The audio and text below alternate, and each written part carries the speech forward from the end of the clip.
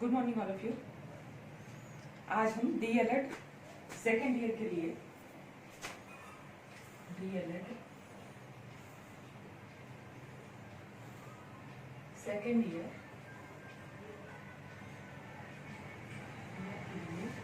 ये क्लास ले रहे हैं। पेपर है S2 यूनिट 1। ये जो है ये क्लासेस आपके वहाँ पे जो फेस 2 क्लास हुआ है वहाँ पे आपका ये लेक्चर हो चुका है और मैंने आपको इसका नोट्स भी दिया है, आप इसको नोट कर चुके हैं। अब ये एग्जाम के को देखते हुए ये आपके जो इम्पोर्टेंट क्वेश्चन है इनका रिवीजन पीरियड चल रहा है और उन्हीं को रिवीजन करवाते हुए मैं ये क्लासेस ले रही हूँ। तो आज का ये क्लासेस है वह रिवीजन भी है, रिवीजन है और S2 पेपर का यूनिट 1 का टॉपिक है बच्चों में संज्ञानात्मक विकास की समझ। आपका जो फर्स्ट टॉपिक है और इम्पोर्टेंट है संज्ञानात्मक विकास की समझ, the understanding of cognitive development in children. मैं ये आपको क्लास में इसका नोट भी करवा चुकी हूँ, नोट दे चुकी हूँ और इसे लेक्चर के माध्यम से आपको समझा चुकी हूँ, परंतु अब आज हम इनको रिवीजन के माध्यम से उसे पुनः याद करेंगे और पुनः उस पर चर्चा करेंगे। तो S2 पेपर का जो ये टॉपिक है तो इसमें सबसे बड़ी चीज है संज्ञानात्मक विकास। तो जैसा कि हम लोग जानते हैं और क्लास में भी अनेकों बार इस बारे में चर्चा हो चुकी है कि संज्ञानात्मक विकास का अर्थ होता है मानसिक विकास। एक होता है शारीरिक विकास और एक होता है मानसिक विकास। और हमें तो बच्चों के चूंकि चाइल्ड डेवलपमेंट के बारे में तो पढ़ना ही है, क्योंकि हम लोग ये डीएलएड क्लास कर रहे हैं उन्हीं के बारे में, उन्हीं के मस्तिष्क को समझने के संबंध में, उनके शारीरिक विकास मानसिक विकास को समझने के संबंध में। तो मानसिक विकास आप तो जानते हैं, संज्ञानात्मक विकास का मतलब ही होता है मानसिक विकास। तो संज्ञानात्मक विकास का जो अध्ययन है मनोविज्ञान के अंतर्गत इसका अध्ययन किया जाता है। यह जो क्षेत्र है वो मनोविज्ञान के अंतर्गत आता है।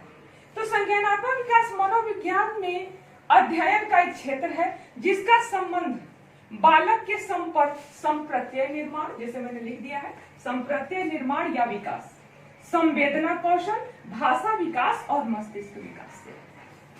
संज्ञानात्मक विकास में ये सारी चीजें आती हैं। संप्रत्यय विकास, संप्रत्यय मैंने बताया है आपको कि पहले किसी चीज का अनुभव करना और उस पर अपनी इच्छा शक्ति दृढ़ करना, वो संप्रत्यय है। मैं आपको क्लास में बता चुका, आप जैसा जानते हैं। तो बच्चों में संज्ञानात्मक विकास का यही इसके अंतर्गत ये आता है कि संप्रत्यय विकास, संवेदना कौशल, मतलब संवेदना का उनके अंदर मतलब जो है खुशी, गम, दुख, खुशी और यौन, इन सब चीजों का जो उन्हें महसूस होना जो होता है, संवेदना जो उनके अंदर आती है, वह कौशल उनके अंदर जो आता है वह भी संज्ञानात्मक विकास के अंतर्गत ही आता है। भाषा विकास, भाषा का विकास, धीरे धीरे जो आ से जो शुरू होते हैं बच्चे, टूटी फूटी भाषाओं से शुरू करके जब उसे छोटे छोटे शब्दों में बांटते हैं और फिर क्या होता है कि उसे वाक्यों में लेके वो फिर उसके बाद वो धीरे धीरे इस तरफ बढ़ते हैं। तो यह भी जो है वह भाषा विकास भी जो है वह संज्ञानात्मक विकास के अंतर्गत आती है। अब आता है मस्तिष्क विकास। तो मस्तिष्क का डेवलपमेंट, जैसे कि बच्चा जो रहता है वो एकदम शून्य रहता है शुरू में जब जन्म लेता है, तो वह और उसके बाद धीरे धीरे उसके मस्तिष्क का जो विकास होता है तो वह धीरे धीरे होता है। लेकिन हम उसको क्या मानते हैं, 6 से 11 वर्ष की जो संज्ञानात्मक विकास की अवस्था होती है वहीं पर मानते हैं कि उनका मानसिक विकास हो रहा है। तो उसमें जो उसका मस्तिष्क का डेवलपमेंट होता है वह भी संज्ञानात्मक विकास के अंतर्गत आता है। अनेक अनुसंधानों से ज्ञात हुआ है, अनेक प्रकार के जो अनुसंधान इस विषय में होते रहते हैं, अनेक मनोवैज्ञानिकों के द्वारा हमारे जो अनुसंधान होते हैं उनसे यह ज्ञात हुआ है कि बालक संसार की संकल्पना को कैसे समझता है। संज्ञानात्मक विकास के सिद्धांत के प्रतिपादक कौन है? जीन पियाजे। इसके प्रतिपादक, संज्ञानात्मक विकास के प्रतिपादक जो है वह जीन पियाजे हैं। जीन पियाजे वह जो है वह इस संज्ञानात्मक विकास के प्रतिपादक हैं। और इनका नाम हालांकि संज्ञानात्मक विकास में बहुत सारे हमारे मनोवैज्ञानिकों ने अपना अपना योगदान दिया है, अपने अपने मत दिए हैं, परंतु सबसे पहला जो नाम है, आगे नाम है वह जीन पियाजे का है। तो जीन पियाजे है। और संज्ञानात्मक विकास का इस प्रकार संज्ञानात्मक विकास का अर्थ होता है मानसिक विकास। अब आता है, ये तो समझ हो गई संज्ञानात्मक विकास का, इसमें आया संप्रत्यय विकास, संवेदना कौशल, भाषा विकास और मस्तिष्क विकास। अब आता है संज्ञानात्मक विकास का अर्थ। तो जैसा मैंने आपको बताया कि संज्ञानात्मक विकास जो है वह 6 से 11 वर्ष की अवस्था तक शुरू होता है, 6 वर्ष से होना शुरू होता है। समझ का आना, मस्तिष्क का डेवलपमेंट, उनके अंदर संवेदना का प्रवाह जो होता है वह 6 वर्ष से शुरू होता है उनके अंदर। तब तक बच्चे जो है वो शैशव काल में होते हैं, आप जानते हैं, जैसा कि क्या शिशु अवस्था में होते हैं, तो उस वक्त उनके अंदर ये चीजें बहुत धीमी गति से होती हैं, प्रायः नहीं, मतलब वो अवलोकित नहीं हो पाती। वो 6 वर्ष के बाद ही तेज गति से हम उन्हें देख पाते हैं या समझ पाते हैं, अनुभव कर पाते हैं। तो बालक के विभिन्न आयामों की वृद्धि और विकास, मतलब उनका शारीरिक मानसिक वृद्धि और विकास के साथ ही उनमें कुछ मानसिक क्षमताओं का विकास हो जाता है, जिसमें वो कुछ समस्याओं का हल स्वयं करने लगता है। स्वयं जब उस अवस्था तक आता है, धीरे धीरे चीजों को वो समझने लगता है, उनमें जब ये आयाम विकसित होते हैं, तो जैसे कुछ जो भूख है या कुछ ऐसा चीज भूख है, उनके अंदर प्यास जो है रो के माध्यम से, मतलब कुछ चीजें ऐसी होती हैं जिन्हें वो खुद से उन चीजों का प्रॉब्लम का वो सोल्यूशन खोज लेते हैं। खाना मांगना, पानी प्यास लगी है, या उन्हें क्या कहते हैं कि शौच जाना है, इन चीजों का जो होता है कुछ समस्यात्मक जो उनके सामने आती है, या कोई यार देख के भय हो जाना, इस तरह का जो चूंकि उनमें संज्ञानात्मक विकास हो चुका होता है, तो उन चीजों को देख के वो महसूस करते हैं, और इन चीजों में जो समस्याएं होती हैं उनका समाधान वह इस वर्ष तक शुरू कर चुके होते हैं। और संज्ञानात्मक विकास से यह मतलब है कि ऐसे मानसिक, इसको ऐसे आप लिख सकते हैं कि संज्ञानात्मक विकास से अभिप्राय है ऐसी मानसिक क्षमताओं का विकास से है जिसकी सहायता से वह वातावरण के साथ समायोजन करने में सक्षम होता है। संज्ञानात्मक विकास उसी को कहते हैं, वातावरण से समायोजन, मतलब अपने आप को वहां अपनी सारी मानसिक क्रियाओं को दिखाता है। वो उसे भूख लगी है, उसे प्यास लगी है, उसे नींद आ रही है, उसे इच्छा हो रही है, किस चीज की इच्छा हो रही है, इन चीजों को वह व्यक्त करता है और वातावरण से अपने आप को समायोजित करता है। यह जो है वह क्या होता है, संज्ञानात्मक विकास का अर्थ हो गया।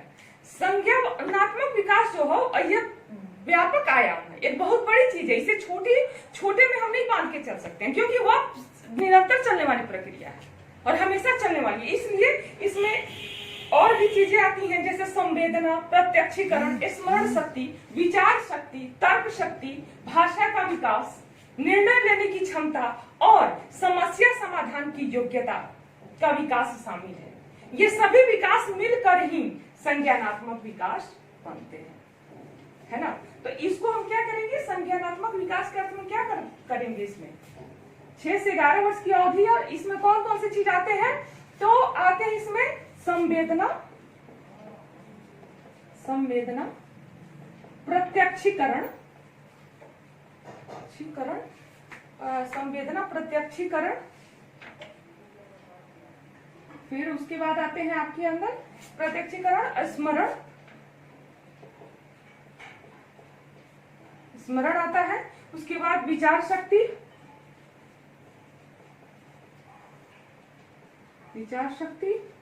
विचार शक्ति का प्रवाह होता है उस समय में, और तर्क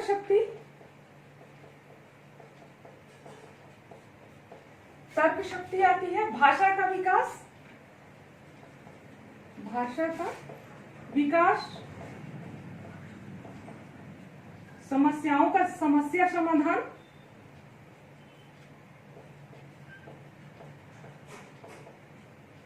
समस्या समाधान, इस तरह का, और निर्णय लेने की क्षमता भी इस वक्त तक आनी होती है, निर्णय लेने की क्षमता, है ना। तो इस तरह का जो है वह ये चीजें जो है वह इसके अर्थ के अंतर्गत इन चीजों का प्रादुर्भाव हो चुका होता है। अब हमारा जो है वो अगला टॉपिक क्या आता है, संज्ञानात्मक विकास को प्रभावित करने वाले कारक। कौन कौन से कारक हैं? तो वंशानुक्रम, शारीरिक विकास, स्वास्थ्य, पारिवारिक वातावरण, सामाजिक एवं सांस्कृतिक वातावरण। वंशानुक्रम क्या है? तो जन्म के समय शिशु माता पिता से कुछ अनुवांशिक विशेषताएं लेकर पैदा होता है। हम अक्सर जिस बच्चे को देखते हैं कि माँ पे गया है कि पापा पे गया है, अच्छा ये स्वभाव इसका माँ से मिलता है, ये चीज जो है वह पीने का अंदाज, इसके होठ हैं, आंख है, या ये स्वभाव जो है उसके पिता की तरह है और ये स्वभाव उसके माँ की तरह है। तो ये चीज जो है वह अपनी जन्मजात होती है, जन्म से ही लेकर पैदा होता है, उसी को हम लोग वंशानुक्रम कहते हैं। इसमें क्या होता है कि और जो भी इनके अंदर वो लेके पैदा होता है तो उसमें जो होता है कि भविष्य में उससे संज्ञानात्मक विकास का आधार बनता है। जैसे प्रतिभावान माता पिता के बच्चे जो हैं वो अक्सर माने जाते हैं कि तेज होंगे, और जो ज्यादा निम्न वर्ग के जो माता पिता होते हैं अक्सर ऐसा देखा गया है, हालांकि अपवाद है, बहुत ज्यादा है, ऐसा नहीं है कि निम्न वर्ग के माता पिता के बच्चे हमेशा ही निम्न होते हैं, ऐसा नहीं है। वो बच्चे भी अपने प्रतिभा के बल पर बहुत आगे, लेकिन यह एक विस्तृत सब्जेक्ट है जिस पर डिटेल में अध्ययन करने की आवश्यकता है। लेकिन साधारण अवस्था में हम इस वंशानुक्रम का यही अर्थ मानते हैं कि जब कोई बच्चा जन्म से ही कोई अपने माँ बाप के संस्कार को लेके एक स्वस्थ पैदा लेता है और उसके अनुसार आचरण करता है तो वह वंशानुक्रम के अंतर्गत आता है। अब आता है शारीरिक विकास। बालक के विकास के विभिन्न आयाम एक दूसरे को प्रभावित करते हैं।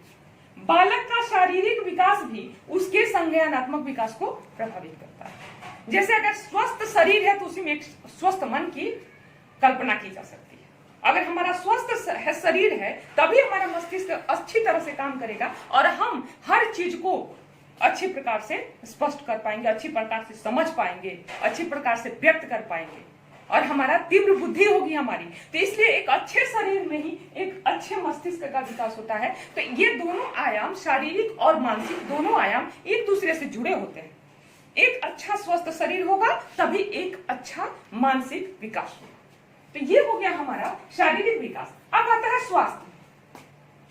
तो बालक के स्वास्थ्य का सीधा संबंध उसके संज्ञानात्मक विकास से है।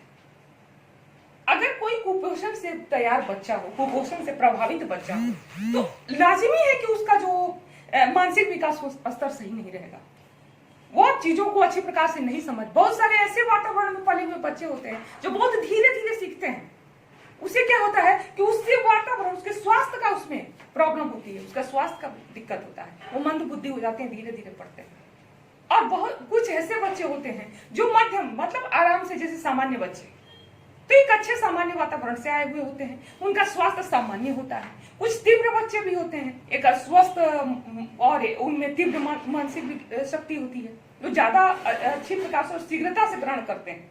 तो इस प्रकार एक अच्छे स्वास्थ्य का भी मानसिक विकास से, एक अच्छा स्वास्थ्य का मानसिक विकास से गहरा संबंध है। अच्छे स्वस्थ शरीर में ही अच्छे संज्ञानात्मक विकास अच्छा संज्ञानात्मक विकास होगा और उसका मानसिक विकास स्तर ऊंचा होगा। अब आता है हमारा पारिवारिक वातावरण। पारिवारिक वातावरण जो है, बालक हमेशा अपने क्या होता है, परिवार में ही रहता है। तो सबसे ज्यादा प्रभाव बालक पर किसका पड़ता है? परिवार का पड़ता है।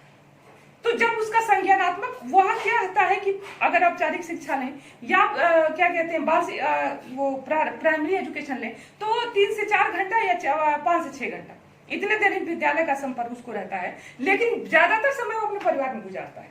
तो जब परिवार में गुजारता है तो उसके संज्ञानात्मक विकास पर परिवार का प्रभाव होना निश्चित है। हमारा अगला जो टॉपिक है वह है क्या है? सामाजिक एवं सांस्कृतिक कार्य। तो विभिन्न समाज और संस्कृति से बालक के संज्ञानात्मक विकास में भिन्नता पाई जाती है। वह इस बात पर आधारित है कि वह समाज के किन आयामों को अधिक महत्व देता है।